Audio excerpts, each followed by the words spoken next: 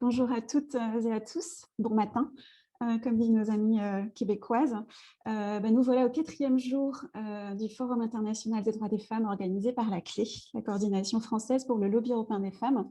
Et on va commencer cette 4e matinée par une thématique très dynamique et très importante. Il s'agit des jeunes femmes engagées pour l'égalité, avec le hashtag Génération Féministe, si jamais vous êtes sur les réseaux sociaux. Mais l'idée de cet atelier, c'est de mettre la parole et les actions des jeunes femmes, des jeunes féministes au cœur du forum. Et donc, je suis très heureuse de pouvoir le coordonner, l'animer et d'avoir avec moi 4 jeunes femmes hyper inspirantes. Je m'appelle Pierrette Pape et je suis fondatrice et coordinatrice d'un réseau qui s'appelle Génération Abolition, de jeunes associations et de jeunes femmes et d'associations de jeunes contre en fait, les systèmes prostitutionnels et pornographiques. Et j'ai aussi fondé et dirigé une association de terrain qui vient en soutien aux personnes en situation de prostitution qui s'appelle Isala en Belgique. Et c'est ce qui fait aussi que dans cet atelier, on a une diversité d'intervenantes, à la fois de France, mais aussi de Belgique et du Portugal, ce qui va faire un atelier très intéressant. Et je voulais introduire cet atelier en posant la question de pourquoi avoir la thématique des jeunes femmes dans le forum. Alors évidemment, parce que ça fait partie des 12 thèmes qui ont été désignés par la plateforme d'action de Pékin en 1995. Et donc, c'est clairement un thème qui a été identifié comme très important. On entend aujourd'hui, en particulier en Europe, que l'égalité est déjà là, qu'il n'y a pas de problème pour les jeunes femmes, qu'elles peuvent choisir, elles peuvent faire leur choix, tout va bien. Mais en fait, ce n'est pas le cas. Quand on parle de ce sujet, quand on pense au monde entier, c'est souvent les questions d'éducation, d'accès à l'éducation qui reviennent. Mais je voulais vous partager quelques chiffres d'une étude qui a été faite par l'UNICEF il y a 2-3 ans, auprès des 6-18 ans, étude qui montre que les stéréotypes de genre et le sexisme sont intégrés dès le plus jeune âge et que les individus comme la société finissent par y consentir. Et c'est important de noter que c'est dès le plus jeune âge, ce qui fait que c'est évidemment plus difficile après de faire changer de mentalité, et c'est pour ça qu'il faut agir dès le plus jeune âge, d'où l'importance de cet atelier. Les filles sont 2 fois plus harcelées sur Internet, dans les transports et dans les espaces publics, selon cette étude. Ça a un impact, évidemment, vous en doutez, sur les attitudes, sur la confiance en soi, sur la place que les jeunes femmes et les filles sont autorisées à prendre dans l'espace public et dans l'espace privé aussi. Et c'est aussi un signe d'une internalisation de la violence masculine à tout moment. Et l'étude montre aussi qu'il y a des injonctions visibles, invisibles, dans la famille, à l'école. On les voit dans les publicités, dans les films, les clips. Quelle tenue elles ont le droit ou pas le droit de mettre, comment est-ce qu'elles peuvent s'asseoir, la position des jambes, quel sport elles ont le droit ou pas le droit de faire. L'étude montre que plus de garçons que de filles pensent qu'il n'est pas possible pour les filles et les garçons de faire les mêmes jeux. Les garçons, eux, ont peur d'être traités de filles, donc être une fille devient une insulte, donc ça devient quelque chose de négatif. Elles sont moquées quand elles ont leurs règles à l'école. Et puis, on voit déjà des jeux d'attouchement très jeunes dès le primaire, regarder sous les jupes. Donc, on est vraiment sur une réalité où ce n'est pas vrai que l'égalité est déjà là en Europe. Et c'est pour ça on a voulu faire cet atelier. Et je vais juste mentionner les 4 raisons qui vont être présentées après plus en détail par nos 4 intervenantes. Mais c'est intéressant d'entendre leur perspective parce que en comprenant les raisons qui poussent les jeunes femmes à s'engager, ce qui les révolte, ça nous permet aujourd'hui de comprendre ce qui est en jeu au quotidien, ce qui se joue pour les filles et les jeunes femmes en termes de relations entre les sexes et donc de ce qui est possible aussi de faire changer. Et ça, c'est Ursula qui va nous en parler. Avoir conscience aussi des défis pour les jeunes femmes migrantes. Ça permet de voir si la société est prête à accueillir et promouvoir le féminisme dans tous les secteurs, parce que le secteur migration antiracisme, c'est quand même un grand secteur associatif et d'action politique.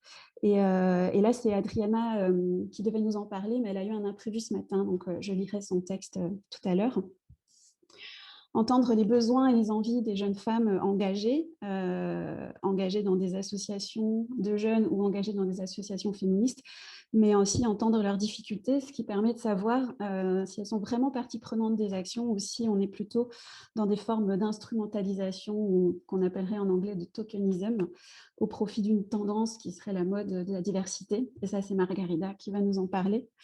Et enfin, on en a assez d'entendre qu'il n'y a pas assez de femmes, de jeunes femmes en politique, alors qu'il y en a, il y en a beaucoup. Et donc, il faut entendre leur expérience pour pouvoir changer, d'une part, le système des partis et la mentalité des partis, et puis aussi changer les lois et leurs modalités d'application. Et ça, c'est Raphaël qui va nous en parler. Donc, je vais commencer par laisser la parole à Ursula, qui est porte-parole d'OLF, Ursula Le Maine, qui va nous parler. Voilà, qu'est-ce qui révolte aujourd'hui les jeunes femmes et les amène à se mobiliser dans le mouvement féministe? Merci, Pierrette. Donc oui, moi je suis Ursula Lemaine, je suis une des porte-parole d'Oser le féminisme. Oser le féminisme, c'est une association qui est présente dans toute la France et également en Suisse. Donc on a une vingtaine d'antennes un peu partout. On est présente donc sur les territoires, et on est donc au plus près des réalités des jeunes femmes, partout en France, mais également, à travers, nos réseaux sociaux. Ça peut être, à l'international également. Et on est une association généraliste qui va toucher à tous les sujets du féminisme et tous les sujets qui, touchent les filles et les femmes, et on peut avoir, des militantes qui vont être mineures, des militantes qui vont être jeunes, mais également des militantes plus âgées. On est vraiment intergénérationnel, mais c'est vrai qu'on a une, majorité de femmes un peu plus jeunes, et les débats qui reviennent le plus, les révoltes, les colères qui reviennent le plus de la part des jeunes femmes, je dirais que c'est, l'impunité des violences sexistes et sexuelles, où il y a vraiment un sentiment, qui est un sentiment de réalité, hein, un sentiment que, en fait, les auteurs sont toujours impunis. On le sait, en France, il y a moins de 1 des violeurs qui sont condamnés, et dans ces 1, quand ça touche les mineurs, on tombe à 0,3. Donc on est dans une impunité quasi totale, sachant que 60 des viols sont commis sur des mineurs en France. Donc on voit que c'est des violences qui touchent principalement les enfants, les adolescents, donc très jeunes, et une fois qu'on a été, victime de violences sexuelles, c'est un facteur de risque extrêmement important pour le reste de la vie, puisque le fait d'avoir été victime de viol est le premier facteur de risque pour l'être à nouveau dans sa vie. Donc ça va complètement déterminer, la les futures violences, dont on peut être, victime, tout simplement parce que ça va briser quelque chose en soi de l'ordre de, la capacité de pouvoir, s'opposer, ou la capacité de pouvoir identifier le danger, ou tout simplement, le fait de se mettre, en risque, puisqu'on va reproduire la situation de violence qui s'appelle, les comportements à risque. Donc tout ça, c'est des symptômes psychotraumatiques des violences sexuelles. Et donc ça, c'est quelque chose qui revient souvent, notamment quand on va faire des interventions en milieu scolaire, dans les collèges ou les lycées. Elles sont déjà en fait, complètement confrontées aux violences sexuelles, au sexisme évidemment, mais elles ont déjà en fait un vécu de violences sexuelles, notamment au lycée, où on a des jeunes femmes, enfin des pour le coup des filles, des adolescentes, qui vont venir nous voir en nous disant: «Mais est-ce que, mon copain, s'il me menace de me quitter, si je veux pas coucher avec lui, est-ce que c'est normal?» Donc elles sont déjà dans une construction, de violences sexuelles très fortes, où, elles arrivent même plus à voir la différence entre ce qui est, en fait, qui relève du désir ou de la volonté, et donc du soi quoi, de leur bien-être, et de l'imposition, de l'homme, tellement en fait, ça s'est mélangé dans la société. C'est-à-dire qu'à travers, la culture du viol, et le fait que c'est complètement omniprésent dans toute la culture, dominante, que ça soit cinéma, série, et surtout, de façon, très, très, très extrême dans la pornographie. Elles, n'arrivent plus à identifier, ce qui peut être, sain pour elles, ou ce qui relève, de la violence sexuelle en fait, parce que c'est complètement mélangé, et hem et donc voilà, cette impunité-là, et elle est omniprésente, dans les colères, des jeunes femmes. On le voit dans les manifestations, c'est vraiment quelque chose, qui revient. On l'a vu, sur les réseaux sociaux avec, le phénomène MeToo, et plus récemment MeToo Inceste, et par exemple I Was également, qui était un complètement porté par les jeunes filles, les adolescentes. Donc I Was, c'était, un mouvement qui a été lancé sur Twitter, d'abord, dans les pays anglo-saxons, mais ça a beaucoup été repris en France, et donc c'était I Was, et après il fallait mettre, l'année. Donc en gros, c'est l'année des premières violences sexuelles, et ce qui revenait, c'était vraiment des âges entre 11, 12, 13 ans. Donc que ça soit, le fait d'être harcelé dans la rue, le fait d'être, touché dans les transports, en public, mais également, les violences sexuelles intrafamiliales, hein, donc l'inceste, que ça soit par, père, grand-père ou frère. On voit en ce moment, il y a le débat sur le seuil d'âge, mais faut pas l'oublier, il y a beaucoup de faits d'inceste qui sont commis par des cousins ou des frères, c'est pas que des pères ou des grands-pères. Et et donc ça, ce mouvement, c'était vraiment beaucoup des adolescentes et on le voyait en manifestation notamment. Le mouvement était très fort en Corse et quand on regarde, les photos des manifestations, c'est quasi exclusivement, des adolescentes et des très jeunes femmes qui témoignaient déjà des vécus de viol, qu'elles avaient subis. Et donc j'en parlais un peu tout à l'heure. Il y a également, le phénomène de la pornographie qui s'est extrêmement intensifié et je dirais aggravé ces dernières années avec, les nouvelles technologies. En fait, le patriarcat va vraiment s'infiltrer et utiliser les nouvelles technologies, en fait, tout ce qui vient, à lui pour, s'intensifier, diversifier ses méthodes, et ça, c'est quelque chose qu'on a pu, vraiment voir avec, l'industrie pornographique et l'industrie, enfin et le système prostitutionnel parce qu'ils sont complètement, liés, en fait. Et donc que ce soit, par exemple, ce qu'il y a eu dernièrement, comme, on va dire combat, colère contre les comptes ficha. Donc les comptes ficha, c'est des comptes, en fait, par exemple, Facebook ou sur d'autres réseaux sociaux, où des hommes vont partager des photos, qu'ils ont reçues de jeunes femmes, donc nues, enfin de jeunes femmes, d'enfants, en fait, hein, nues ou des vidéos. Donc ça, c'est ce qu'ils appellent des comptes ficha. Ficha, c'est le l'argot pour dire afficher, donc c'est foutre la honte, en gros. Donc pour afficher, des jeunes filles, ils me partagent des photos d'elles nues ou des vidéos d'elles nues. Sachant que donc, c'est complètement illégal, hein, non seulement parce qu'on n'a pas le droit de, diffuser des vidéos, nues de quelqu'un ou des photos nues de quelqu'un sans son accord, mais absolument interdit quand c'est une mineure, et là en l'occurrence c'est des mineurs. Et donc il y a eu déjà les jeunes filles qui sont organisées pour dénoncer ce compte-là avec le mouvement Stop Ficha. Mais également, on le voit, il y a eu dernièrement une remise en cause du géant de la pornographie qui est MindGeek, qui détient énormément de sites pornographiques, dont Pornhub, qui est le premier site pornographique, le plus visité, au monde. Et ce que les féministes, nous, on dit depuis très longtemps, auprès des victimes, c'est-à-dire que ces sites hébergent des images de viol d'enfants, hébergent des images de viol d'adultes également évidemment, et hébergent des images de viol tout court, et ne vérifient absolument pas d'où viennent les images et en fait, c'est tout leur système économique, tout leur business plan, j'ai envie de dire, qui est basé sur ça, qui est basé sur le fait de diffuser, des viols. Ça a été repris par un journaliste du New York Times qui a, un instant.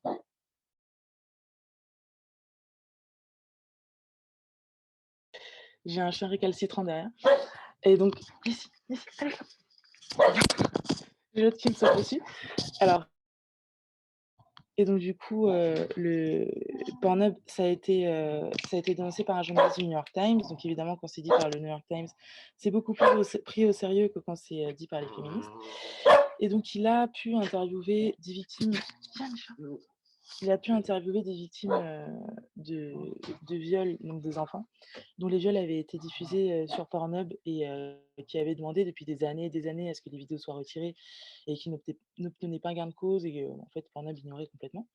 Et donc à la suite de ça, par magie, Pornhub a supprimé 60 de son contenu, puisque c'était 60 de son contenu qui n'était même pas vérifié. Donc on peut même pas savoir si c'est des mineurs, des enfants, aucune idée. Il y avait, vraiment, absolument aucun contrôle puisque c'était, une façon de maximiser leur profit. Donc c'était absolument pas par amateurisme qu'ils faisaient ça, c'était vraiment, voulu. Et donc ça, c'est également quelque chose qu'on retrouve beaucoup quand on fait des interventions au milieu scolaire et également, chez les jeunes femmes qui viennent militer à Oser le féminisme. Cette, réalité que quand on est une fille, on est en fait, transformé en objet sexuel, on est pornifié en permanence. Donc à l'école, ça va être des remarques, sexuelles qui proviennent directement, de la pornographie. C'est-à-dire, pour mon expérience personnelle, je me rappelle, j'étais en 5e, on me parlait déjà de branlette espagnole. J'ai jamais entendu parler de ce que c'était, je savais même pas ce que c'était, mais c'est vraiment des termes qui viennent de la pornographie directement. Et donc ça, c'est quelque chose qui est extrêmement présent dans les collèges et les lycées parce que le porno maintenant, l'âge moyen des premiers pornos, c'est 11 ans. Donc omniprésent dans leur culture, dans leur façon de se sociabiliser aussi entre garçons. Et donc c'est ensuite répercuté forcément par les filles, étant donné que dès les premières relations sexuelles qu'elles vont avoir, relations sexuelles hétéro, elles ont déjà ces demandes qui viennent de la culture pornographique.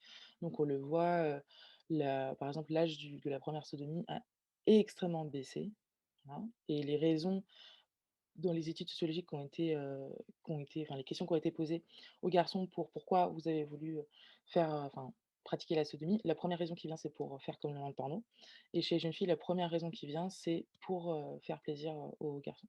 Voilà, donc on voit déjà l'impact réel, hein, de la pornographie, dans la vie, des jeunes filles. Et également, ce qui a extrêmement augmenté, c'est le pourcentage de jeunes femmes victimes d'actes violents non consentis dans une relation sexuelle qui était au départ consentie. Donc ça, il y a une étude qui a été faite aux États-Unis, on en est maintenant chez les 18-24 ans à 84 des femmes qui ont vécu ça. Donc ça va être, un rapport sexuel qui est consenti à la base, et là, d'un coup, le garçon gifle, met une fessée, tire les cheveux, étouffe, voilà. C'est ce type, de d'actes qui est également en augmentation, et donc tout ça, c'est complètement lié à la culture porno, évidemment. Donc c'est vraiment ces, challenges-là avec lesquels, les jeunes filles, et les adolescentes Mhm. doivent, composer actuellement, et ce qui sont, pour nous les sujets, prioritaires. Merci Ursula. Est-ce que tu as juste une recommandation que tu veux partager pour conclure? Mais ce ne sera pas la conclusion générale, mais au moins une.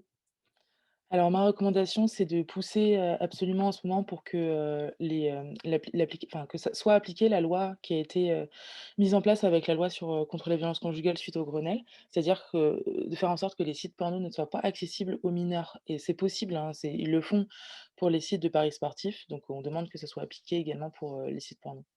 Super, merci beaucoup. C'est chouette parce que moi, j'ai mentionné en début de séance plutôt des chiffres généraux sur le vécu des jeunes femmes et des filles. Et toi, tu as pu amener cette réalité des violences sexuelles et sexistes qui est au cœur de la mobilisation des jeunes femmes.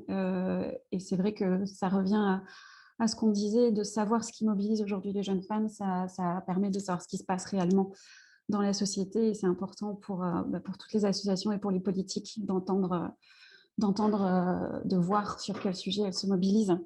Margarida, si ça te va, je vais te proposer qu'on passe directement à toi pour pouvoir parler des défis pour les féministes, à la fois quand des jeunes féministes veulent s'engager dans des associations de jeunesse et aussi dans des associations féministes en général, de ton expérience des deux côtés, ce que tu vas nous partager. Merci Pierrette. Euh, je veux seulement dire que je suis portugaise et le français n'est pas ma première langue ou ma deuxième langue.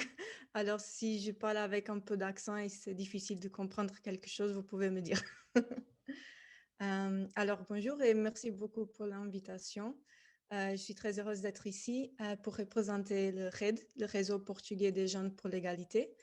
Et je vais vous parler des enjeux pour les jeunes féministes dans les mouvements de jeunesse et les organisations de femmes, et aussi faire des recommandations pour soutenir les jeunes femmes dans ces mouvements. Pour nous, pour REDS, il est clair que les jeunes femmes sont doublement pénalisées pour leur implication dans le mouvement ou organisation de la société civile. En tant que femme, il est plus difficile de s'impliquer activement dans des postes de direction et de prise de décision dans des organisations de jeunesse qui n'ont pas de préoccupations d'identité féministe en premier lieu. La ségrégation verticale et horizontale est un phénomène qui se produit même dans la société civile, et les organisations de jeunes dans de nombreux pays, et surtout au Portugal, ne sont ni féministes ni dirigées par la jeunesse, par la jeune femme. Et aussi, en tant que jeunes, leur intégration dans des mouvements ou organisations déjà établis et dirigés par des femmes expérimentées n'est pas non plus aussi facile que prévu.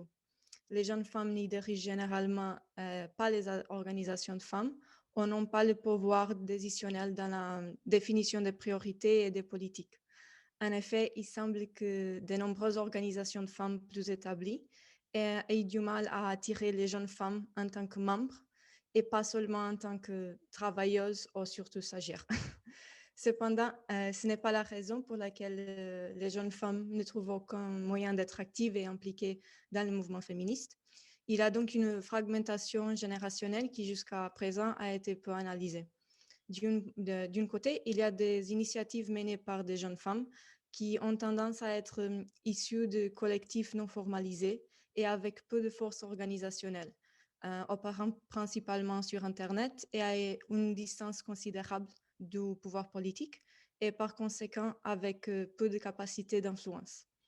Et ces collectifs sont surtout connus pour leur action publique de rue, telles que des manifestations, des rassemblements.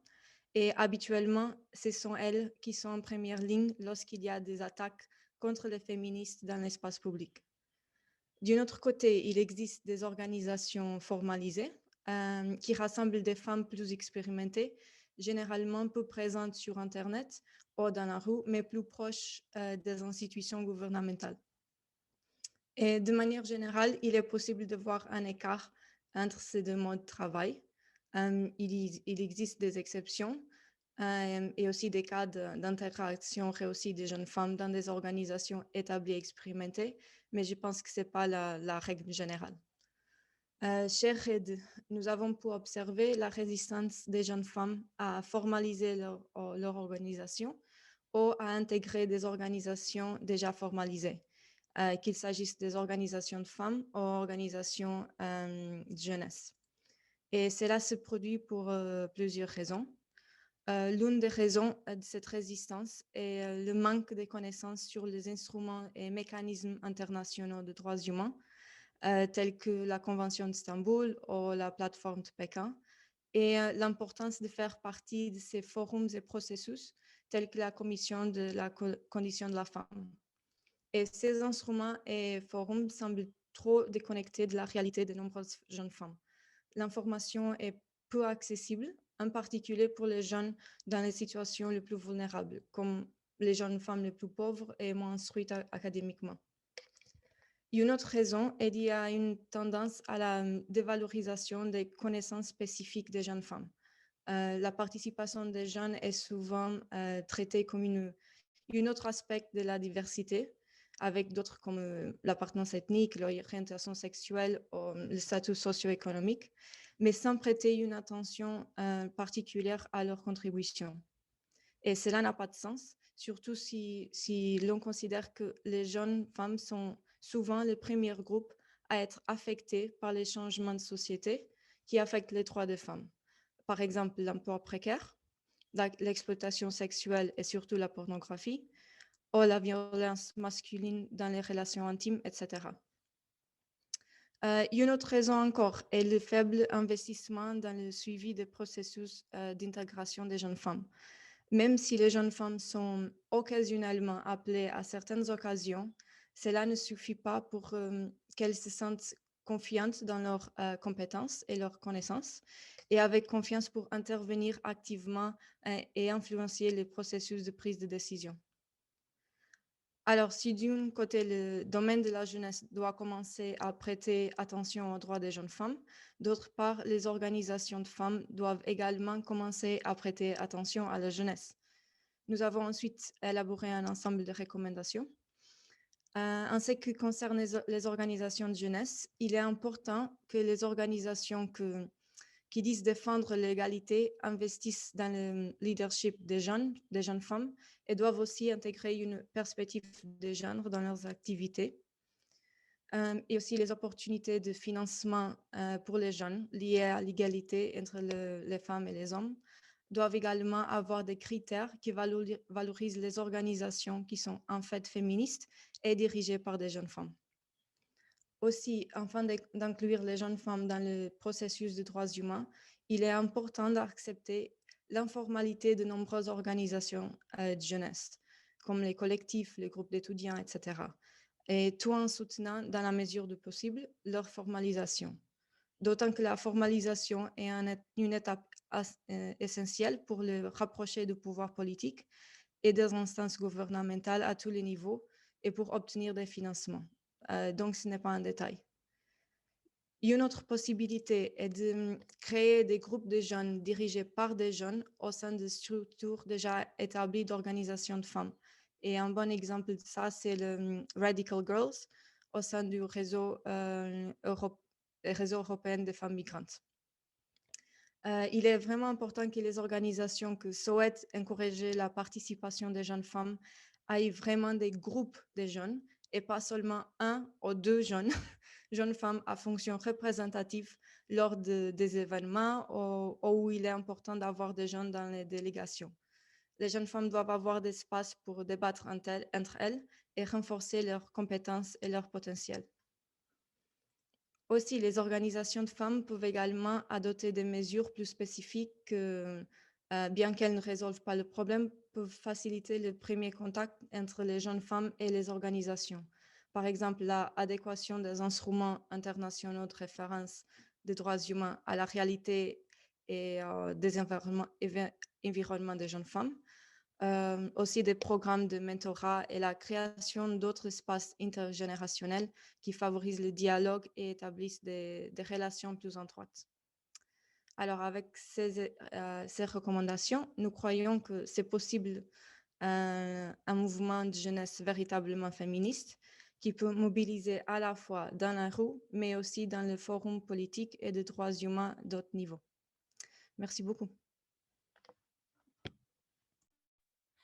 Merci beaucoup, Margarida, pour avoir partagé ton expérience, j'imagine en particulier basée sur ce que tu as pu voir au Portugal.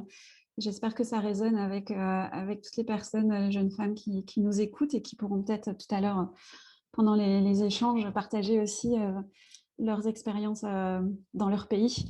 Mais je trouve ça très intéressant, le concept ce que tu as apporté sur la ségrégation à la fois horizontale et verticale que l'on retrouve en général dans la société pour les femmes, dans la société patriarcale, et en fait qu'on retrouve aussi pour les jeunes femmes dans des structures de jeunesse.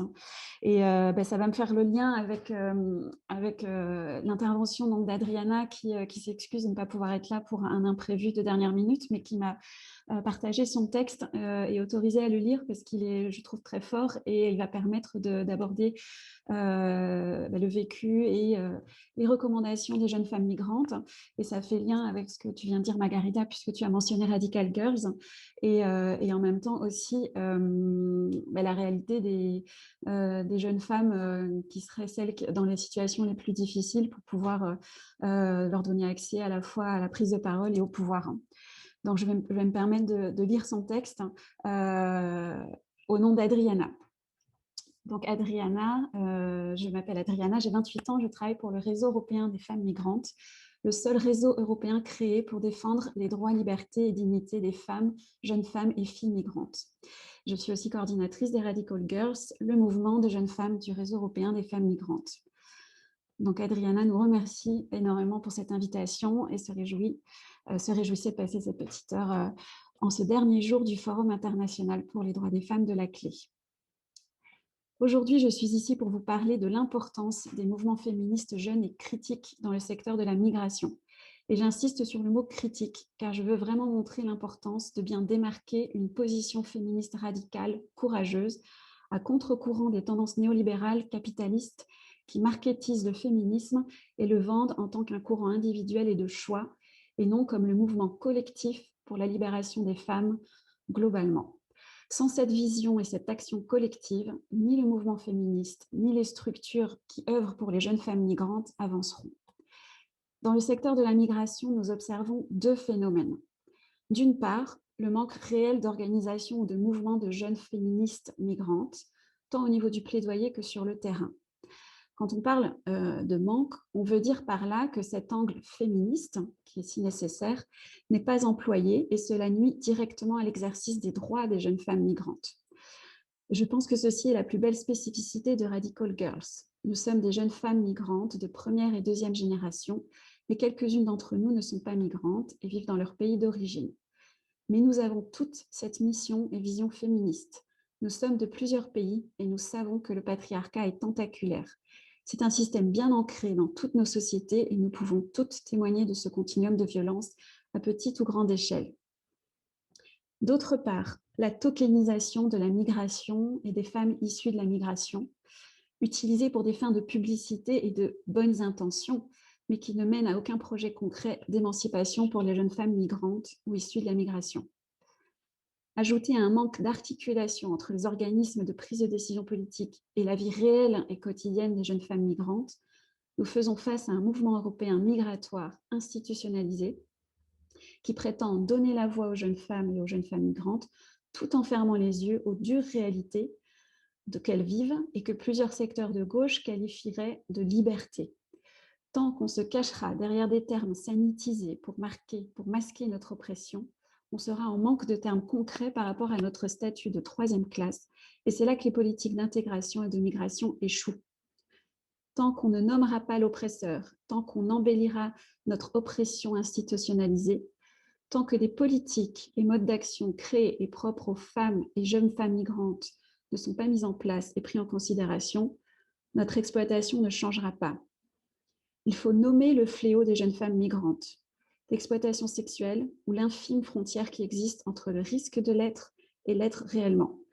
Ça passe par une réinvention de tout le système migratoire dès le début, dans les pays d'origine, en parcours migratoire et une fois arrivés dans les pays européens. Ainsi, on ne fera que parler beaucoup de plans d'intégration de jeunes femmes migrantes, mais on n'adressera jamais la cause du pourquoi on est vraiment là. La résistance au patriarcat, car beaucoup de nos sœurs migrantes ont été exploitées, retrouvées à la rue, enfermées en centre de détention belges, français, espagnols, exploitées en banlieue parisienne ou vendues dans les vitrines de Bruxelles, empêchées d'aller à l'école en Italie, privées d'études et de qualifications, car sans statut administratif, en limbo en Grèce. Celles d'entre nous qui ont eu la chance de pouvoir en témoigner, comme aujourd'hui, nous demandons à être entendues, car le mouvement de femmes est plein de femmes qui se font entendre, et parfois nous n'avons pas les moyens d'accéder à ces espaces. La rue nous appelle et le cri est fort, mais les organismes de décision, eux aussi, nous attendent.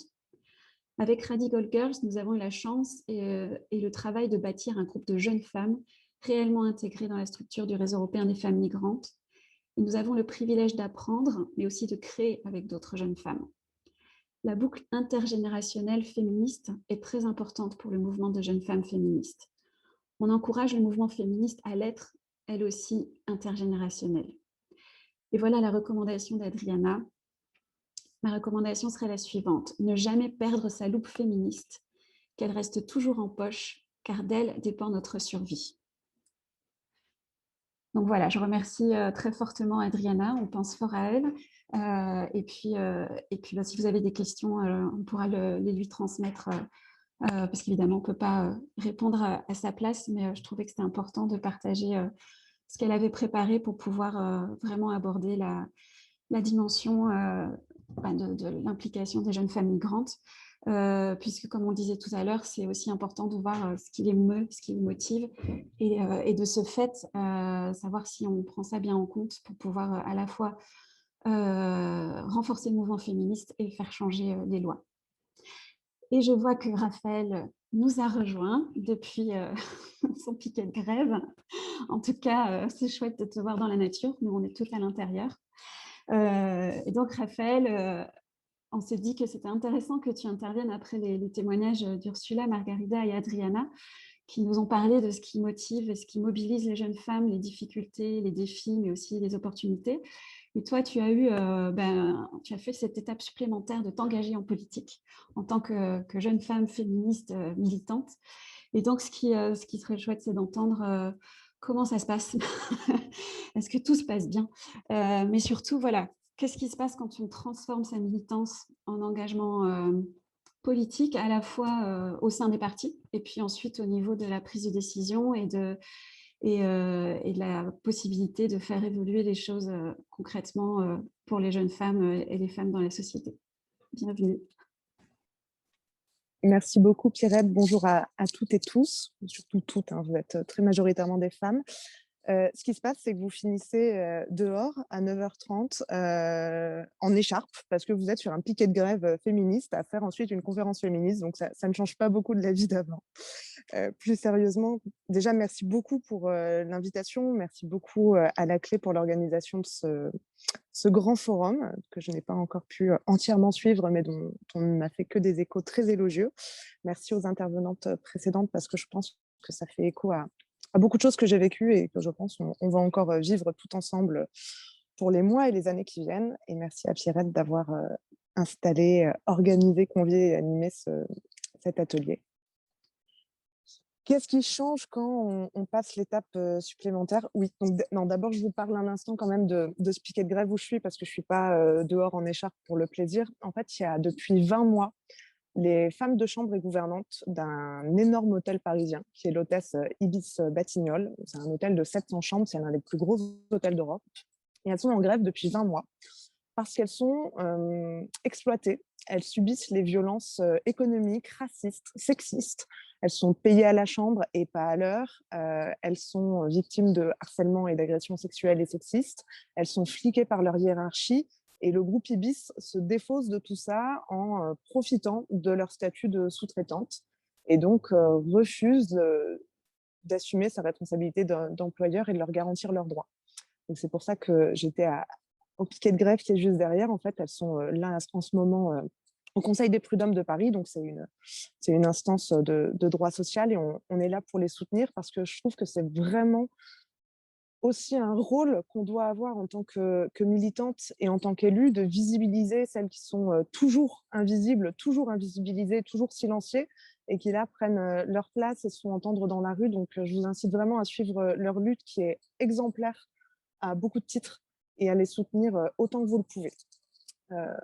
Voilà, pour vous dire, c'est finalement une assez bonne illustration que être en politique, ça n'est pas ne plus être militante. Puisqu'en fait, moi, j'ai eu un parcours, et je vais répondre à la question qui est posée, pas d'inquiétude. J'ai un parcours de militante d'abord dans les organisations de jeunesse, dans le syndicalisme étudiant, puis au sein d'une association féministe que vous êtes nombreuses à connaître, puisqu'il s'agit d'Oser le féminisme. Et depuis quelques mois maintenant, je suis élue écologiste donc du parti ELV au Conseil de Paris ainsi qu'à la métropole du Grand Paris. Et donc, je suis une jeune élue, je suis l'une des benjamines du Conseil, j'ai 29 ans aujourd'hui, et je suis une femme. Et ça fait beaucoup de choses à cumuler quand on rentre en politique visiblement. Je voulais vous raconter 2 anecdotes et vous livrer ce témoignage-là et en parler un peu avec vous, puisque mon entrée finalement via EELV s'est plutôt très bien passée, d'autant plus que c'est un parti qui a une longue tradition de la parité. Donc ça, de ce point de vue-là, ça a été un petit choc, bien sûr, de retrouver des réunions politiques avec des assemblées mixtes ou composées majoritairement d'hommes. Et donc, je dois beaucoup râler sur la prise de parole, le fait de ne pas interrompre les femmes, etc. Mais il n'y a pas eu de grosses problématiques sur mon arrivée au sein de ELV. Et donc, après ça, je suis devenue conseillère de Paris et conseillère à la métropole. Et donc, la métropole du Grand Paris, c'est une assemblée un peu particulière. Ils appellent ça l'Assemblée des maires. Alors, je n'ai pas la moyenne d'âge, mais elle est assez élevée. Par contre, je peux vous dire qu'il y a 30% de femmes élues à la métropole. Donc, ça fait une assemblée métropolitaine quand même très, très majoritairement masculine. Déjà un petit peu choquée. J'arrive là-dedans, j'ai tendance un peu à détonner. Bon, on fait une séance. Bon, je râle, il n'y a pas assez de femmes qui prennent la parole, je râle, mais soit. Puis on fait une deuxième séance, et là, on nous dit on va installer l'exécutif. Donc, les personnes qui vraiment ont une position décisionnaire dans la métropole, qui ont le titre de vice-président. Et je dis bien vice-président, parce qu'on se retrouve avec une proposition de liste exécutive avec très, très peu de femmes, puisque 15% de femmes seulement dans l'exécutif. Alors là, je m'en étonne, hein, toujours pas très contente. Et je demande qu'est-ce qu'on fait du principe de parité. Et là, on me répond que la métropole, c'est pas là pour faire de la politique, c'est pas là pour faire du féminisme, ce sont des équilibres politiques délicats. Alors moi, j'attends toujours qu'on m'explique comment on fait un équilibre politique en oubliant la moitié de l'humanité. Je trouve ça assez original. Et surtout, je me retrouve dans une séance du conseil métropolitain à prendre la liste des membres de la métropole et à faire la lecture nom par nom de toutes les femmes élues à la métropole, donc 30%. C'est bien la preuve que même si la métropole est en soi pas une assemblée paritaire, l'exécutif aurait pu simplement être le reflet de la représentation des femmes à la métropole, ce qui n'était même pas le cas. Donc c'est bien la preuve qu'il y a un deuxième mécanisme de sexisme qui s'installe. Et en fait, on pourrait croire que par les lois sur la parité, par exemple, ça, ce sont des combats qui sont acquis et on peut passer à la suite, on peut continuer d'avancer. Et on réalise que non. Et si je ne fais pas de différence entre mon militantisme féministe et mon militantisme politique, parce que pour moi, le militantisme féministe est déjà un engagement politique, c'est déjà un acte politique. En plus, on a toute une vocation, je trouve, à mettre du féminisme partout, dans l'ensemble des champs, dans l'ensemble des domaines. On a trop longtemps expliqué aux femmes qu'elles n'étaient pas légitimes pour parler de tel ou tel sujet. Alors qu'en réalité, chaque sujet peut avoir un prisme au féminin. Enfin, j'ai envie de vous dire limite, à part le cancer de la prostate, comme nous sommes un peu plus d'une moitié de l'humanité, il n'y a pas de raison qu'on puisse parler d'un sujet en oubliant les femmes. Et souvent, il y a beaucoup de mécanismes de pouvoir qui ont été faits pour exclure les femmes. Donc, on a vocation à parler de tout. Donc vraiment, la différence entre l'engagement politique et l'engagement féministe, je ne le fais pas, je réfute cette rhétorique. Mais ce qui est surprenant en arrivant en politique, c'est de se dire que peut-être l'atmosphère, la culture militante, la connaissance, l'expertise féministe dans laquelle nous avons la chance de baigner, en fait, il y a encore du boulot et on a encore beaucoup de pédagogie à faire parce que c'est loin d'être largement partagé, y compris pour des choses aussi basiques que la parité.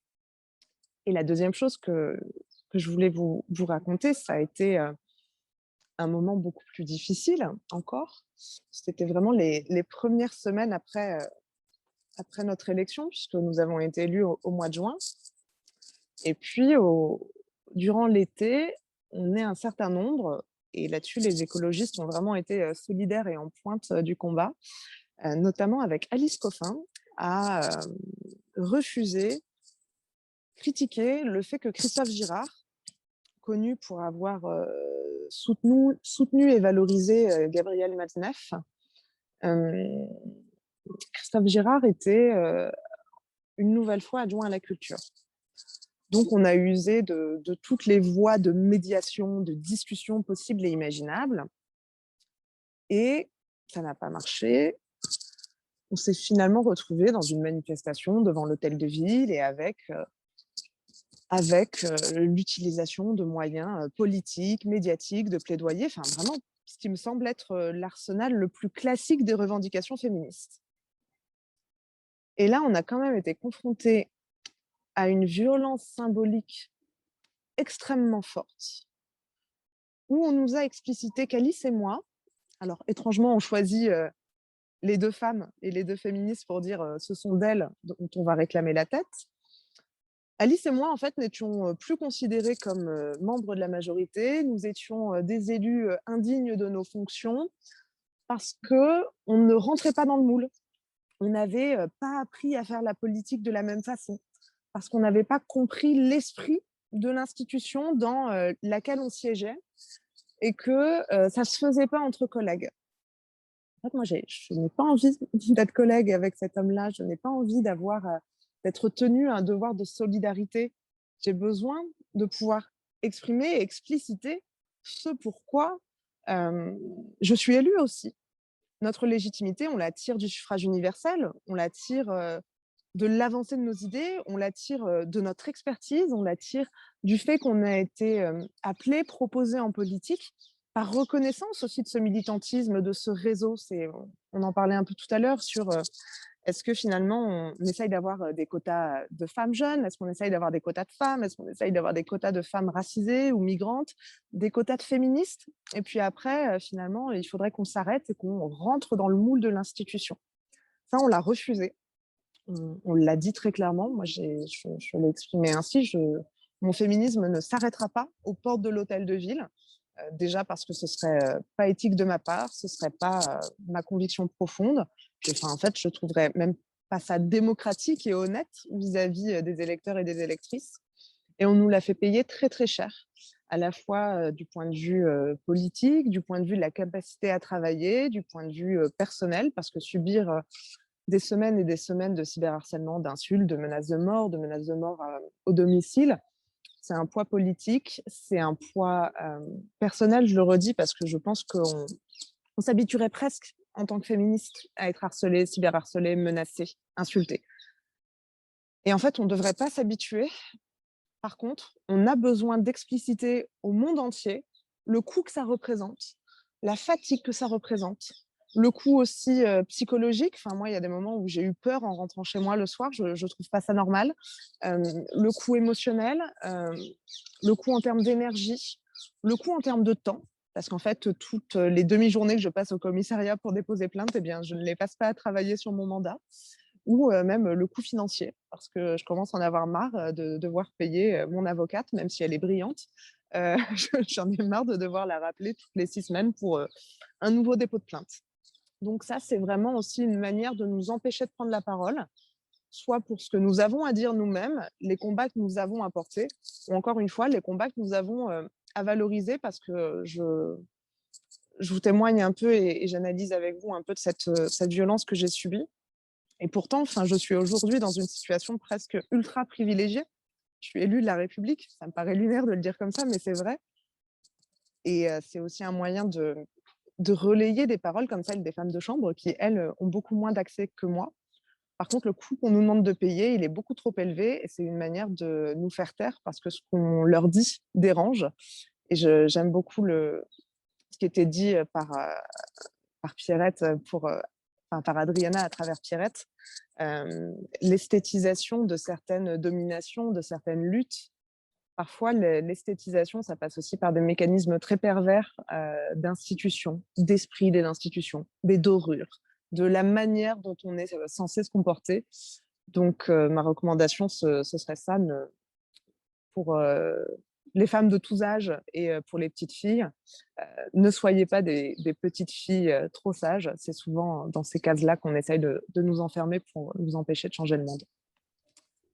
Merci. Voilà pour moi. Merci encore. Merci Raphaël. Et ce que tu viens de dire aussi sur la manière dont le système à la fois a besoin, parce que c'est à la mode, et on en parlait aussi en début, c'est à la mode d'intégrer les jeunes femmes de la diversité, parce que ça fait bien.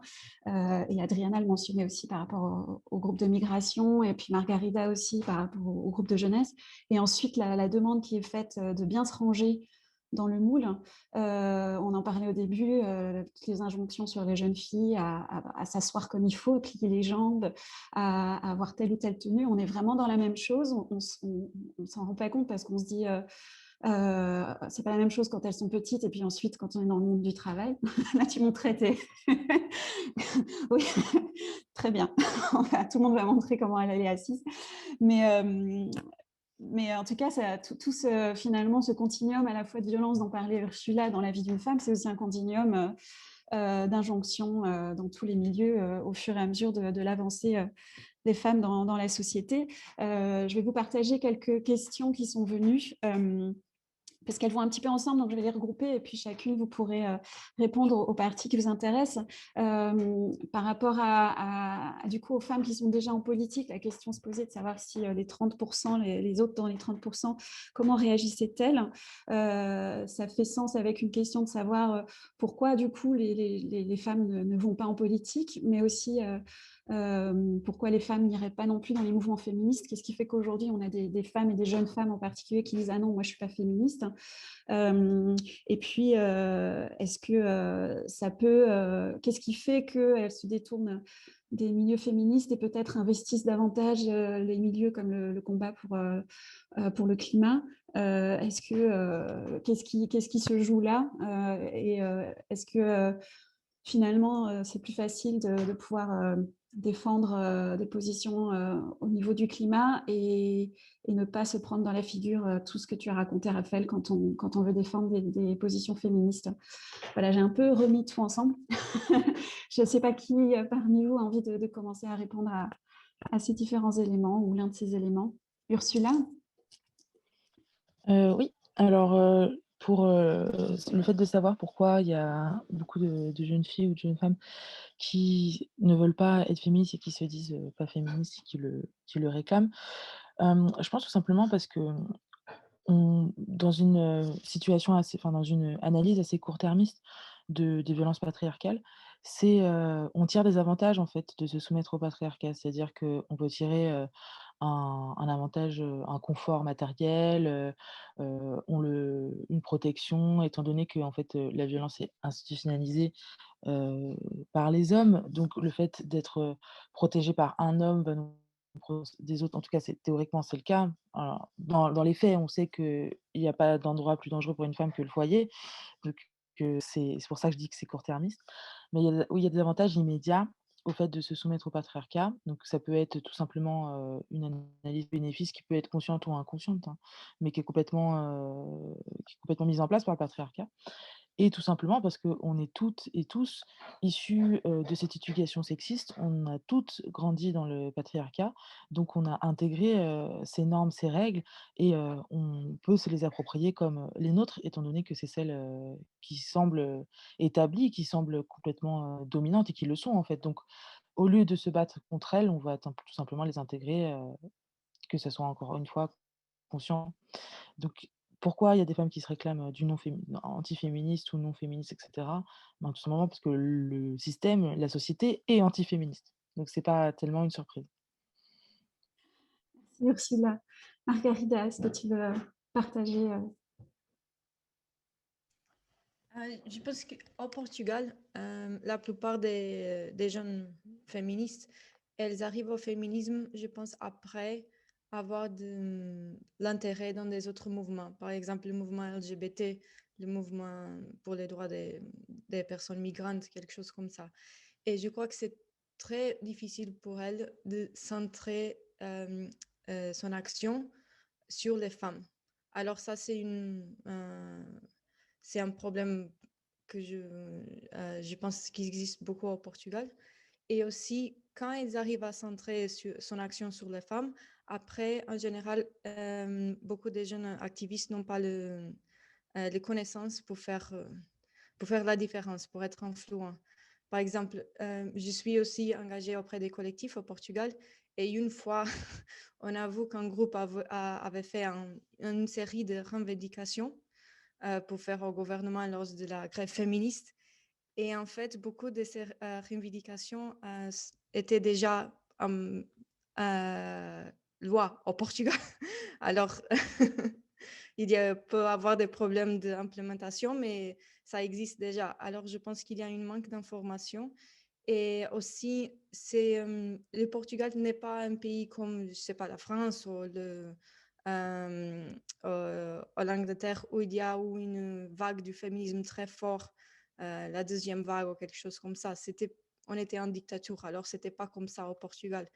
Et c'est encore très difficile aujourd'hui pour apprendre sur l'histoire du féminisme au Portugal.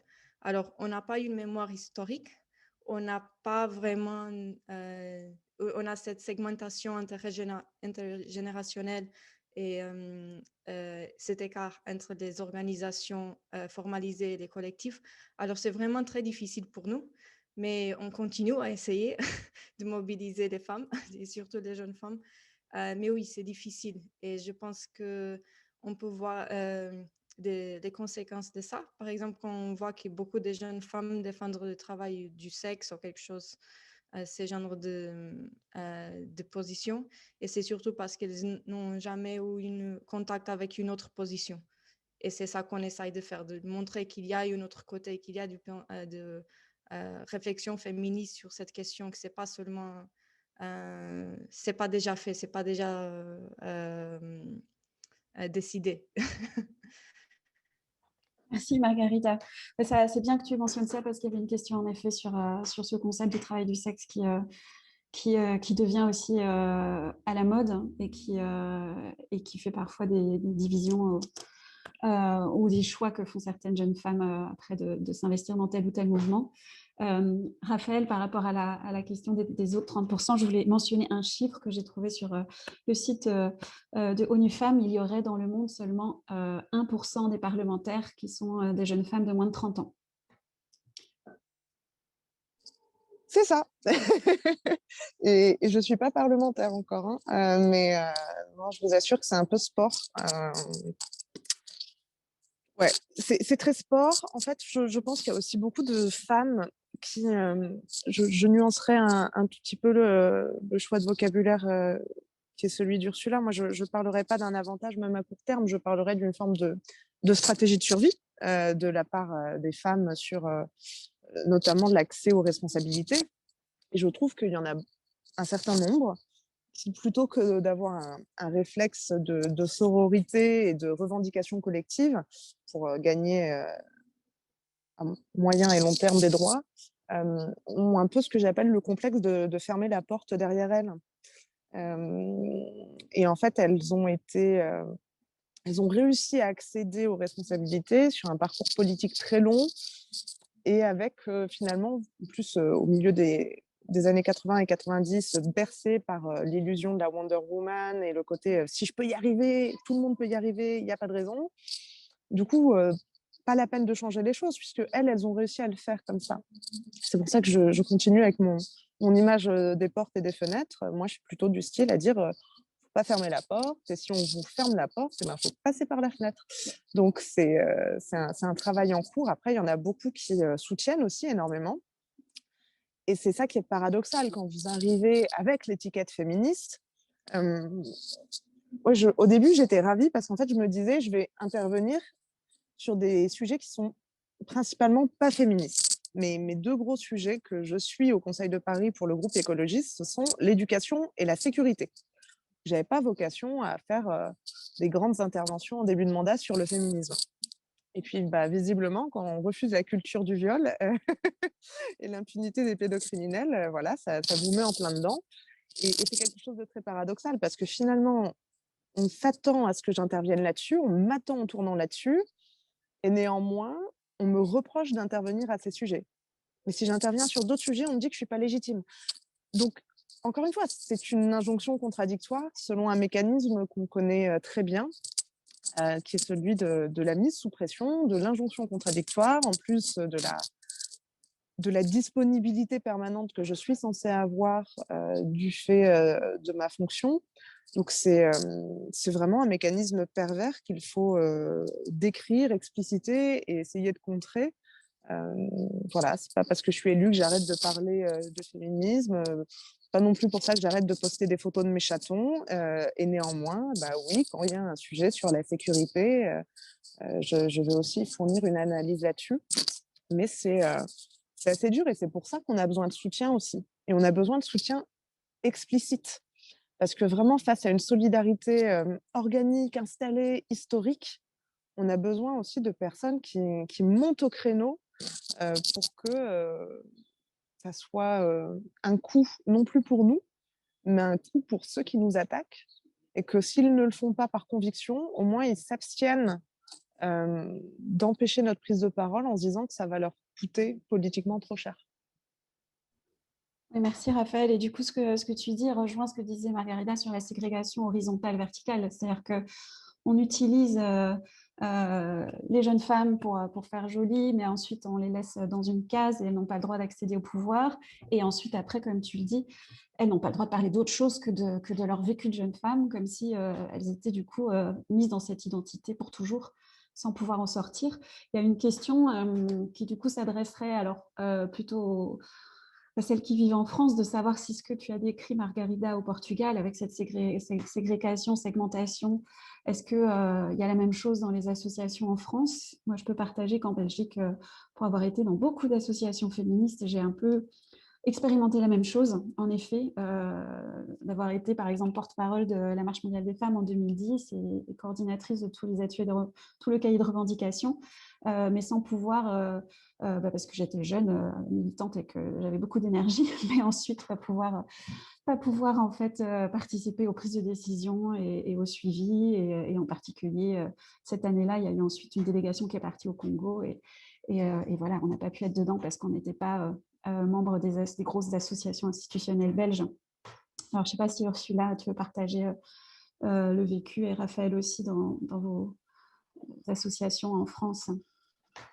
Alors, dans le mouvement féministe français, on voit effectivement que les jeunes, et je dirais même les très jeunes, en fait, vraiment les adolescentes, sont plutôt dans des mouvements informels, donc des collectifs, que ça soit, enfin voilà, ça va plutôt être une organisation qui va être sur les réseaux sociaux, donc via des comptes Instagram, par exemple, tandis que le mouvement féministe qui est organisé en association, etc., est effectivement d'une autre génération en majorité.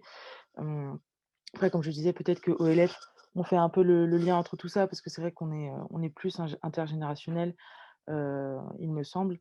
Mais oui, on voit bien qu'il y a un découpage entre, comme tu viens de le dire, Pierrette, les associations plus institutionnelles et les jeunes féministes qui sont plutôt présentes dans les manifestations et sur les réseaux sociaux, mais pas présentes dans les collectifs associatifs décisionnels ou dans le plaidoyer auprès des institutions. Ça, oui, on le voit. Après, c'est comment dire? C'est aussi, je pense, en tout cas, de ce que j'observe sur le mouvement féministe français, dans ces collectifs-là, on le voit aussi, peut-être, des bases théoriques, et ça rejoint ce qu'on disait sur, le discours travail du sexe qui est un peu, omniprésent sur les réseaux sociaux. Et hem et on peut questionner aussi en termes de méthode. On l'a vu avec, les violences qui se passent en manifestation depuis un certain nombre d'années déjà contre, les féministes abolitionnistes, et notamment, au 8 mars dernier à Paris. Il y a des réelles questions qui se posent sur, les méthodes, des jeunes féministes également, hein. Donc ça peut être, pardon, il y a ma chienne qui est encore en train de râler. Ça peut être ça peut être ça peut être quelque chose qu'on peut critiquer évidemment, hein, leur absence, enfin, le fait qu'elles soient moins présentes dans les collectifs assos, inter-orgas, mais il y a une question de méthode qui doit également être questionnée très clairement. Merci Ursula. Je vais vous proposer, parce qu'on nous rappelle à l'ordre, il est 10h01, je vais vous proposer à chacune de dire juste soit un mot, soit une phrase qui résume pour vous ce hashtag Génération Féministe, et puis je partagerai la recommandation qu'on a écrite ensemble et qui sera dans le cahier de revendication de la clé. Raphaël. Eh ben, un mot. Écoutez, tout reste à conquérir. Et vraiment, je crois que c'est ça qui est important. On a vocation à être partout. Donc, n'hésitez pas. On n'a plus le temps d'attendre. Et je n'avais pas répondu sur le fait de lutter pour le climat ou plutôt pour le féminisme. Dans tous les cas, on en a besoin. Donc, allez-y. Merci et bonne action. Margarida. Je pense qu'il n'y aura pas une génération féministe si les jeunes féministes ne peuvent pas participer vraiment dans les mouvements des femmes ou de la jeunesse. Merci. Ursula. Je rejoins Raphaël, il faut effectivement continuer, s'investir et ne pas se sentir illégitime. Voilà. Chouette. Alors, je vous partage la revendication que cet atelier a présentée à la clé pour le cahier de revendication, parce que les petites filles et les jeunes femmes sont davantage à risque et victimes de discrimination et de violences sexistes. Nous demandons l'égalité réelle dans tous les domaines, dès le plus jeune âge, pour toutes les petites filles dans leur diversité, et nous voulons la concertation et la participation systématique des associations de jeunes femmes dans l'élaboration de toutes les mesures sociétales dès aujourd'hui. Et moi, je rajouterais le mot intergénérationnel à ce que vous avez dit, à la fois pour faire écho à la demande de Raphaël de soutien, parce qu'on a constaté aussi que dans les pays où il y avait plus de femmes en politique, c'était aussi des pays où il y avait un mouvement féministe plus fort et transpartisan qui soutenait en fait aussi ces femmes en politique. Et je vous remercie encore à toutes les personnes. On était plus de 75, je reprends mon dialecte belge. On était plus de 75 à participer. Et pour commencer cette journée qui est tout ensoleillée comparée à hier, en tout cas ici au Havre. Et bravo et merci à la Clé pour ce forum et bonne continuation à celles et ceux qui vont écouter les autres ateliers. Et merci à vous trois, Margarida, Ursula, Raphaël, et puis un merci en pensée à Adriana et bonne continuation dans vos actions et vos luttes. Bonne journée. Merci beaucoup.